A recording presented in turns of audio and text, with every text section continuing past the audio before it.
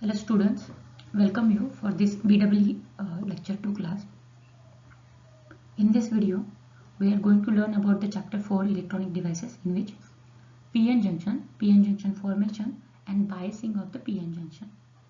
Hope you remember the last video content in which we covered semiconductor, their classification, and to create the imbalance in intrinsic semiconductor, we added some impurity, some another element called doping, and by doping we get p-type material and n-type material. Okay, based on this theory, now we go further for formation of PN junction. So what PN junction is?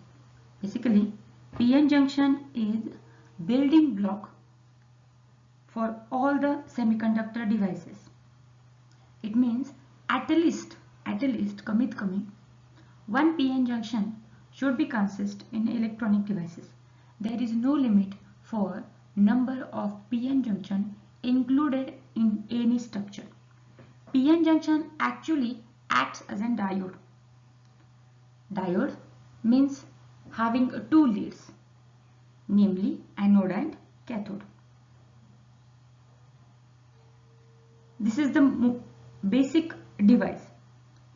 So how we can write about the PN junction and how we can define the PN junction? Here the definition given. A PN junction is an boundary or a interface between TWO2 semiconductor material, namely p-type semiconductor and n-type semiconductor in a semiconductor. The question remarks what p-type and what n-type. P-type means a positive where excess or majority of holes introduced. By adding a trivalent impurity, trivalent, I already told you, tri means three electrons are present in their valency band, that atom called trivalent. Which are these? Gallium, indium, aluminium, boron are the trivalent impurity which we are going to introduce in a extrinsic semiconductor so as to get imbalance or concentration difference between the holes and electron, which give a pleasure for their electrical property. And n-type material consists a pentavalent impurity. Penta means 5 electrons are there, and which we already know the outermost cell of silicon consists of 4 electrons. So covalency should be 4 by 4. 1 electron is excess. So if you think about the some boundary or piece of a semiconductor, then there will be a million or trillion of this free electron consist. So we call excess of electron over there. Okay, the p-type or p side contains excess hole, while n-type contains excess electron in their outermost shell of electrically neutral atom. This allows the electrical current pass through the junction only in one direction. The direction always from a conventional current direction, that is from positive to negative. Here in this case we can call it is from p-type to n-type or anode to cathode. Okay, as I already mentioned you, PN junction, there must be a single PN junction or many more PN junction consist in electronic devices. Depending upon their quantity, the device is named. If there is a single PN junction, we call it as diode. If there are two PN junction, TWO2 PN junction, then transistor, solar cells, LEDs, and so on. We will see one by one after completing this PN junction formation and diode category. Okay, the construction. So while we talking about the PN junction itself act as a diode, then how would diode look like, or diode form, their construction, their principle of working and symbolic representation. Here in this slide we see in the symbol of diode where p-type is here. This p-type is corresponding to this triangular portion called anode, and n-type refer to this vertical line called cathode. two leads are comes outer side by this structure. The lead, namely p-type lead, or the lead drawn by the p-type material is anode, and the outer side layer from n-type is called cathode. Here the construction point of view. Semiconductor diode consists of two, p-type and n-type, differently doped. Yes, doping levels are different, so that's we called it as p and n-type together. They form a p-n junction where the n layer have extra amount of electron, excessive of electron, so we call the majority carriers here are the electrons, and on the same line in p-type majority carriers are holes.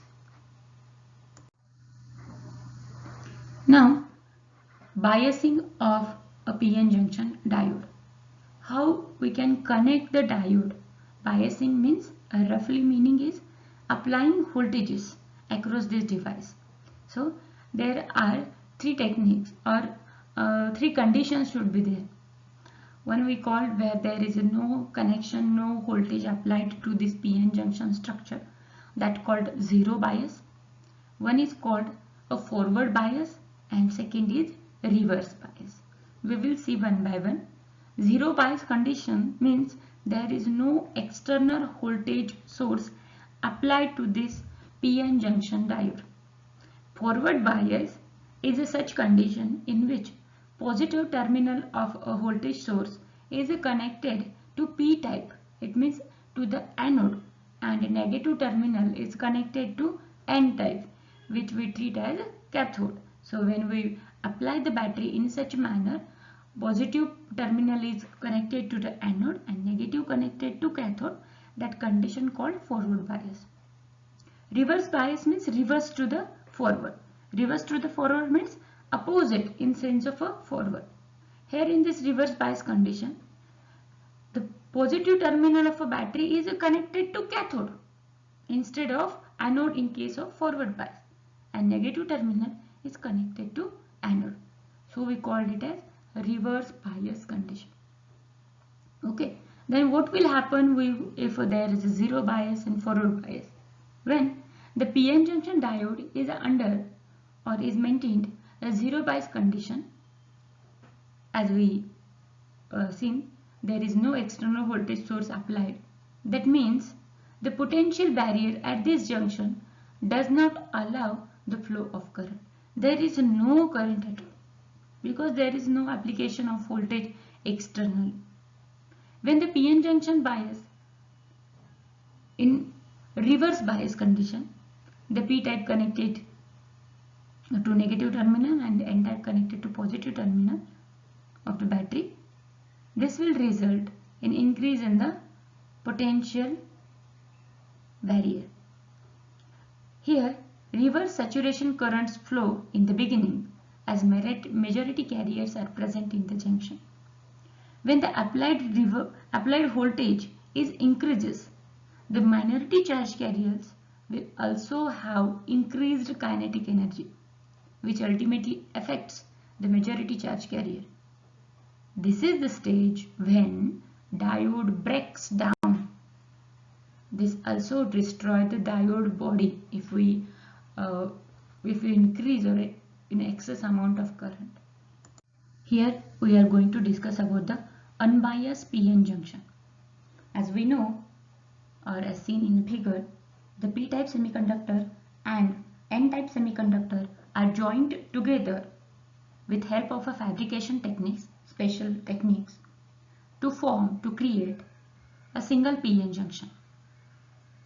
Okay, how? Let us consider a thin p-type silicon material or sheet. If you added amount of a pentavalent impurity, then a part of this p-type silicon will get converted into n-type silicon. This sheet will now contain both p-type region and n-type region, along with a junction between these two. This junction is also called a boundary. The process that follow after a formation of p-n junction, or we can call some processes takes place after immediate formation of this p-n junction. One is diffusion and drift. As we know, there is a difference between the concentration of holes, concentration means amount of holes and electron at two sides of the junction. Yes, it is true. P-type have majority of holes and N-type have majority of electrons. This gives a diffusion current across the junction. Also, when electron diffuses from N-type to P-type, what mean by diffuse? Here, electron in N-type are negatively charged, so they goes towards the positively charged holes. On the same line, holes from, so majority of carriers in p-type regions are holes. Holes are migrated from p-type material to the n-type material. Okay, as the process go on, or majority charge carrier migrated towards the each other regions, then the immobile or minority charge carriers are left behind. So, if you talk about the p-type material, then majority holes moved toward the n-type region, then minority of electrons, minority charge carrier as electrons, residue remain across the boundary on side p-type, as well as in n-type material, n-type region, electrons move toward the p-type because they are mobile, they are majority in quantity, and minority charge carrier, which we call holes, are remain across the boundary, and that forms a layer of positive charge on p-type material, sorry, in n-type material, and negative charge from the p-type material. Okay, so the results formation of a layer on either side of a junction called depletion region.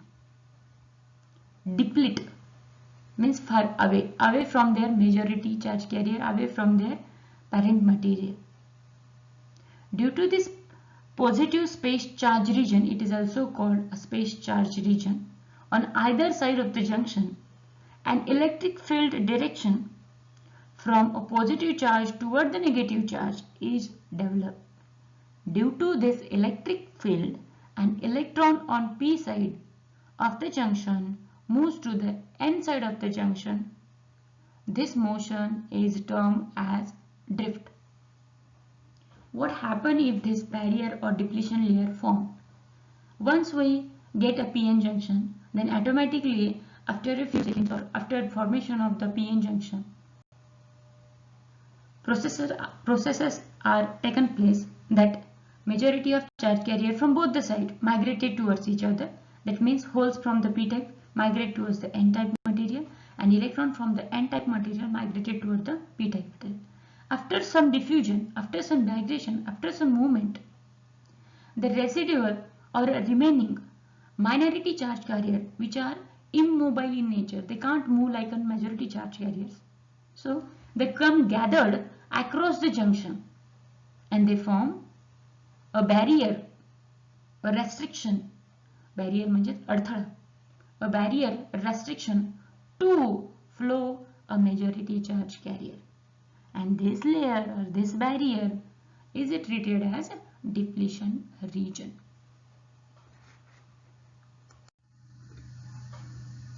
Where n-type semiconductor and p-type semiconductor material are first joined together, a very large density gradient exists between both of the p-n junction. Yes, there is a concentration of a charge carrier, so there should be a density gradient or a barrier force should be developed. The result of this, some of the free electrons, the donor impurity atom, begin to migrate across this newly formed junction to fill up the hole in p-side material, producing negative ion. Yes, we've seen this theory that how could a depletion layer form? Because the electron have moved across the p-n junction from n-type silicon material toward the p-type silicon, they leave behind the positive charge donor ions on the negative side, and now the hole from the acceptor impurity migrated across the junction in the opposite direction into the region where there is a large number of free electrons. This process continues back and forth until the number of electrons which have crossed the junction have a large enough electrical charge to repel, to prevent any more charges carriers from crossing these junctions. Eventually, a state of equilibrium, electrically neutral situations comes or occurs, producing a barrier layer called a potential barrier across the junction, which the donor atom repel the holes and acceptor atom repel the electron. Typically, at a room temperature, the voltage across this depletion region or this depletion layer, if the structure is made up of silicon, is about 0.6 to 0.7 volt. For germanium, if the structure is made from the germanium like semiconductor material, then this range is 0.3 volt to the 0.35 volt. The potential barrier will always exist even if the device is not connected to any external power source, as seen in diodes. Okay, these figures also elaborate that n-type region, p-type region and barrier voltage. If you plot the barrier voltage graph, then we can see there is amount of voltages, and the range for the silicon is 0.6 to 0.7 volt, and for germanium it is 0.3 to 0.35 volts. Now, forward bias p-n junction. As we seen in a zero bias condition, when there is no battery is connected, it is also called unbiased condition. There is a formation of barrier potential or the depletion region voltage. This ranges different for the silicon and different for the germanium.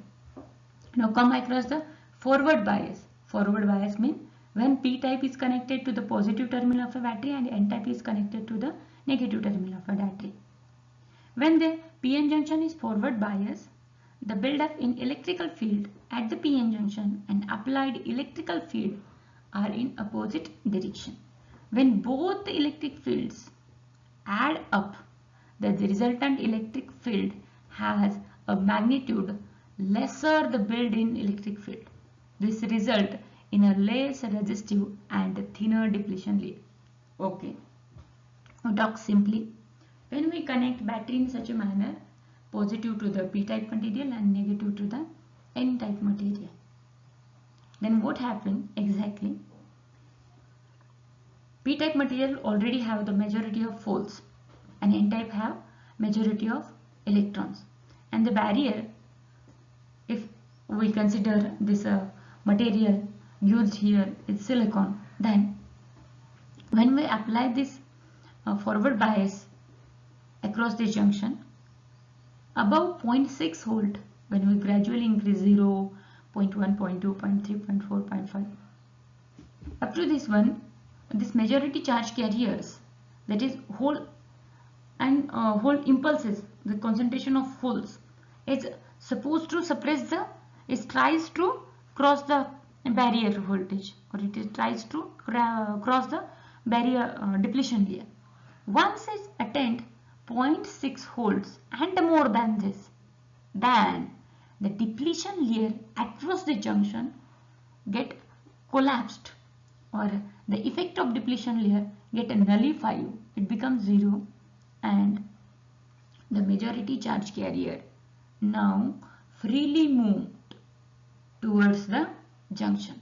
That is, if we talk about the p-type region, then direction of the current is from positive terminal toward the p-type, and it get the enough energy, that is the holes get the enough energy boosting their energies, crosses the electric field, or at a 0.6 volt the depletion layer get collapsed, so that the majority charge carrier holes get migrated towards the n-type material and again towards the negative terminal of battery. So loop get closed and direction of the current flow through this device is from positive terminal to the negative terminal, or it is from p-type to n-type.